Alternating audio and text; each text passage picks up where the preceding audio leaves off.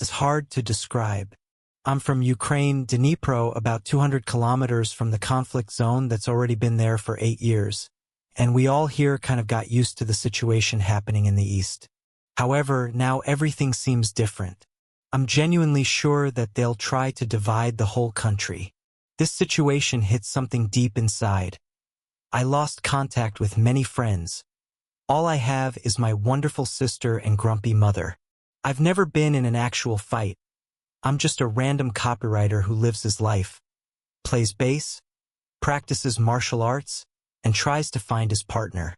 Soon I'll be doing my part to protect my wonderful sister and my grumpy mother. Or maybe not. Edit. Sigh, here we go. They're here, 3 hours driving from our house. Edit 2. February 23rd, 2022. No, I'm not in the army. I decided to join volunteer paramedic courses. Thousands of people here helped me to switch toward this direction as well. Thank you all for such warm words. It's hard to keep your head clear these days. My family shows no will to move from our town, and neither do I. On February 22nd, Russian troops invaded Ukraine from the Eastern Front. After that, we had a lot of reports about artillery skirmishes from their side. However, I don't trust everything I see on the web. Hybrid war is based on misinformation, so I have to take this into account. On February 23rd, the Ukrainian government planned to legalize firearms and declare a state of emergency. The most strange part is that we are still on a visa-free regime with Russia. There's no major military response or clashes from the Ukrainian side so far. Is it possible to keep you guys in touch via this thread with editing? Or should I simply make new posts? I've never done such threads before. For those who think that I'm a bot, I will not show any personal credentials to strangers.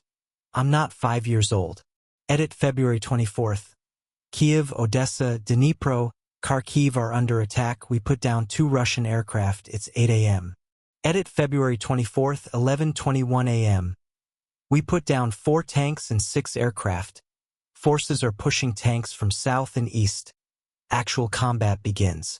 Edit February 24th, 13:24 p.m. Some say Kherson's fallen. A city of 300K. Dnipro's quiet. Kiev is under pressure. Odessa is under pressure. Edit February 25th, 11:09 a.m. I'm with a volunteer HQ right now. Donated blood already? Filling supplies? Driving people around. Speaking of the war, they're focusing on Kiev heavily, hitting civilian buildings. Few hospitals were also destroyed. They also took Chernobyl's atomic station last night, so we may see a situation that may also touch Europe heavily.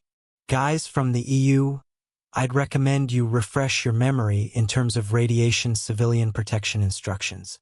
On the south, we have heavy clashes for 16 hours at this point. Kharkiv stands still. Dnipro, my town, is extremely mobilized and rushed into hot areas. Edit February 28th. I'm volunteering 24/7, constantly rushing between shelters and buying medicine for the wounded. Thank God for cryptocurrency. Dealing with exhaustion and lack of sleep.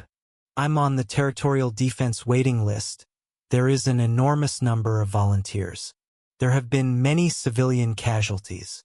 Today, each Ukrainian is a brother and sister. I have no energy, 2 days without sleep. War is a nightmare. They switch towards airstrikes and artillery today, mainly targeting citizens because we're holding them back in land clashes. Edit March 6th. I was preparing for the war.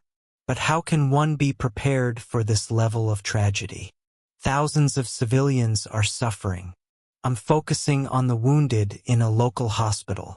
This is life right now. It's truly difficult. Thank you all. The West will not join the war. It's clear by now. We are alone here. Edit March 23rd. Things are sort of getting stabilized. We're slowly pushing them back in Kiev outskirts. Mariupol is a tragedy, I can't say for sure, but civilian casualties are high. There are reports of severe actions taken against the population there. My town is under daily bombardments for 6 days.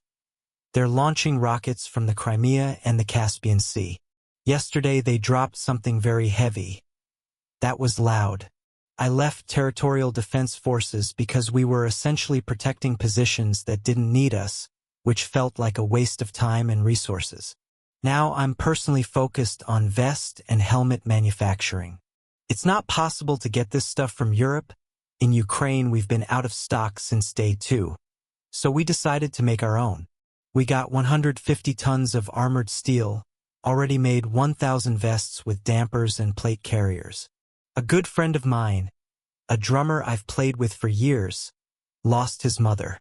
His 7-year-old sister was severely injured, and his father is in a coma. That was a major strike. The shelter didn't help.